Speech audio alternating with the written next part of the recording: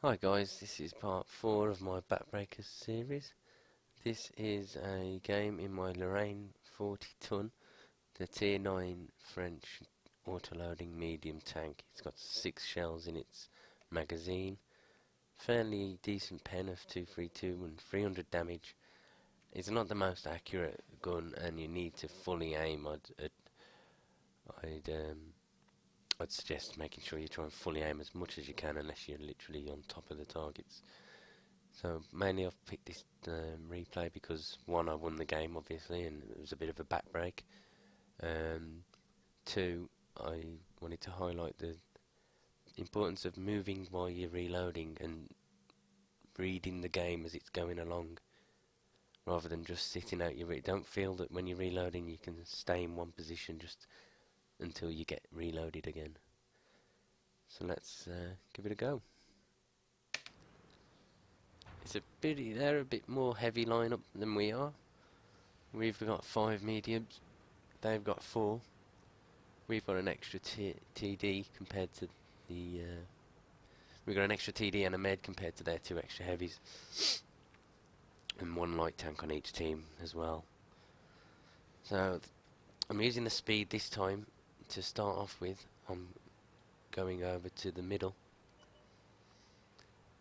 I'm noticing that I wanted to go over to the far right initially, but then I realised that nothing else apart from the scout's gone into the direct middle. So it's got no armour in this tank, so I just want to sit around here, try and get some shots. And we didn't really have any fast mediums apart from myself to get over to where the T-54 is now in F3. So we've sacrificed that part of the map. So there's a lot of map control we haven't got. Well, hopefully there's a lot of map control we can gain if our heavies push up through the right hand side of the map. But these 2 mediums here are going to be a pain in the sides and rears of everyone, so I'm just going to stay here, bide my time, and try and get some shots at them. They're the main threat they are, because they've got a pivotal place, because all our heavies are going to run away for them so they don't get shot in the arse, and in doing so that'll leave the middle even more open to where the E5 can push over, which I think is going to happen. So I've just as you can see, I'm pinging the map already. We've just started to spot all their heavy tanks, and that's a lot of tanks all over in that one side. So I've been pinging the map, telling our TDs to push up the 1-2 line. Excuse me. So let's see if they actually do. It looks like they do. Well, I knew they do anyway. But yeah, they're pushing up. They're taking advantage. Now, I probably should have focused on the E5 a bit quicker, seeing that he just fired. But now here we see the 232 penetration still isn't enough. I'm bouncing here. This is a really terrible clip. This one I thought would have penned, but no. No, and even the side of his turret, oh, that just wafted over the gap. So that really didn't help the situation. And then somehow that E5 went to nothing, basically. So I reloaded an APCR clip. Now these have got 263 pen, but unfortunately the E5's died, so this clip here is a bit unnecessary.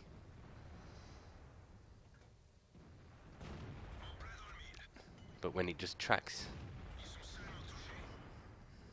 when it only tracks for 0 damage, it makes you think, wow. So that one wasn't fully aimed, but it went in, luckily. The last one was fully aimed, and that one's fully aimed as well. I took the shot for 14 health because it was the last one in the cartridge, so I might as well take it. So the game's fairly balanced. Our TDs have done a great job pushing up the 1-2 line. Apart from a 704, we've pretty much won that side. There is a Yag Tiger. Can't fully remember where he picked me. He shows up, but so it's 6 each now. And our team on this side, as we've just lost the T57 heavy, we're in trouble. We've got a 131 here on 65 health. The 704, as you can see, is going away from us. Yag Panther 2's in the middle. He's one shot. And the IS-3 here, he's on fairly high health. So I've just done a reload. I'm aware how important that T44 is up there, so I'm getting away from the cliff. And getting away from the middle as well, which is where them heavies are going to be. So I'm going to miss that one. That one just went into the floor. That one went high. So it's not, like I say, it's not the most accurate gun.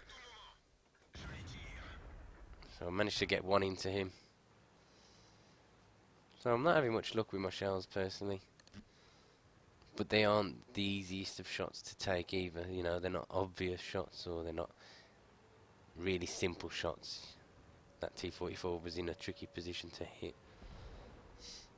So now it's 5 of our team against 6 of their team, and all 4 of our 5 tanks are nowhere near the cap, so they can't decap at all. So I'm asking our team to start capping themselves, which is a bit of a bad idea, to be fair. I shouldn't have asked them to cap, but looking at the way the game was going and the map control that the enemy have got, it was one of the only things I thought that our team could do to get a victory, which was get a cap at the same time as me decapping, you know. Anyway, so there's that pesky T44. I want to take a shot. I'm itching to take a shot, but I can't. I need as much shells as I can to get this scout. And there he is. He was ready for me because I was spotted, but never mind. I managed to finish him off. 3 shells into him. And now I've gone for a reload. I think that reload there was possibly a mistake. A bit of a misplay. I should have, in hindsight, I think I should have saved the shells, because I've now got another 30 seconds reloading. 22 now. I'm communicating with the Waffenträger. I don't know what our Waffenträger in 100's doing, but he just missed. You don't want to try shooting like that. So now I need to save this Waffenträger against the IS-3A, who's not stupid. He knows. That one went high. Again, poor accuracy of this gun.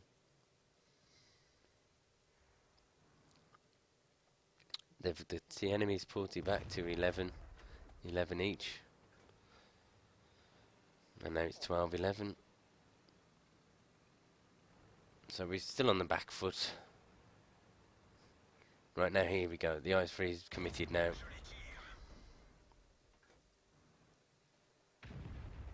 And the Waffenträger's reloaded. So that got a bit of time there. We've saved the Waffenträger for now. And I've gone for another reload.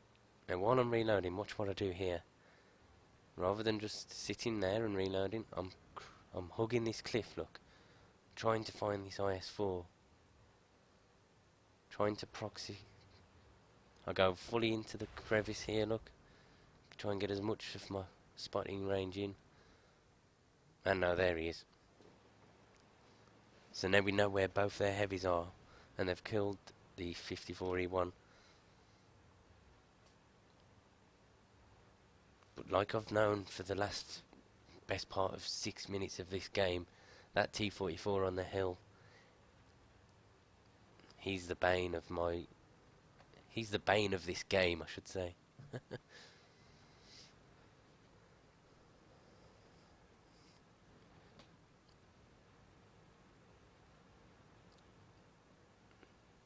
So I'm trying to get him out because I know that the Waffenträger, he isn't going to do much. He's got 2 heavies. So I need to get this T-44, come on. He managed to get the jump on me and put one in and back off. He's done really good this game. He's coming up for another one.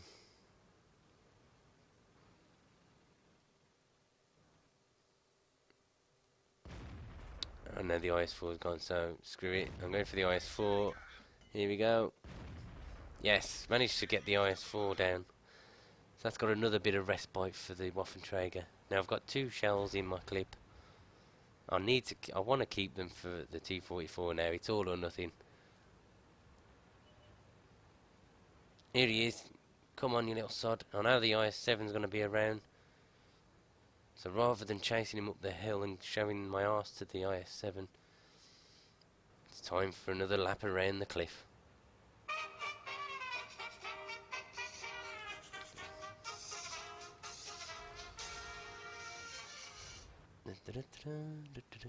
Just speed it up while I do another little lap. Right, so now we are back to normal, I think.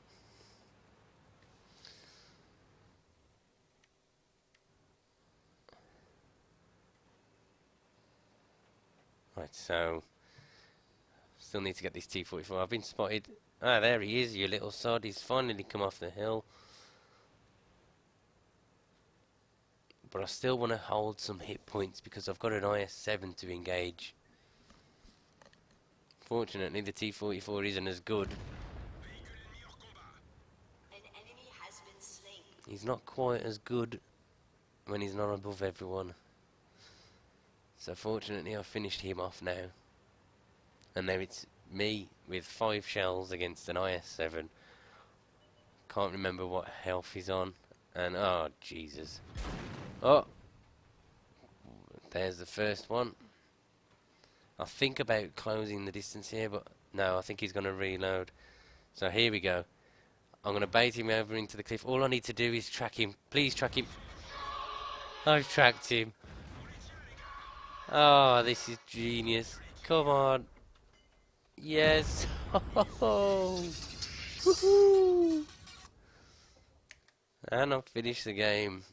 Managing to finish him off. Made that IS-7 look a little bit silly.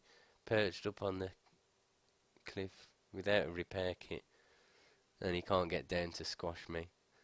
So I popped a little Yahoo in the team chat window. Anyway. That was really good. I enjoyed that battle, and I'm glad I managed to carry it. I didn't think I was going to get the look at the end. So let's take a look how it ended. A bit of alt tab in. Ugh. Right, so we got first class, a load of ribbons. It was my first mark of excellence and a defender medal. 66k, 3.7 XP. 4.4k damage and 1200 base XP, which was only good enough for first class. So people do play this Lorraine good. And bit of I only fired 1 clip of premium rounds, and that cost me, along with the other rounds, obviously, it cost me 50,000. So it's an expensive clip if you fire gold only. So yeah, I hope you enjoyed this game. I think I'll just recover one of the things that I think was most important, was how I relocated during the reloads. I was using my tanks still to try and keep active. There was when I went along the cliff here to try and proxy. I know I didn't proxy, but at least I was there with my presence. And there was the times I was driving around the cliff like a bit of a clown. And also, the one reload that I must admit I think was wrong was here when I was in J5. Once I'd decapped, I had 2 shells, and the IS-3 had committed into the middle, so I could have took him out and then reloaded rather than the other way round. So, thanks again for watching. I hope you enjoy this series. Take it easy, guys. Bye.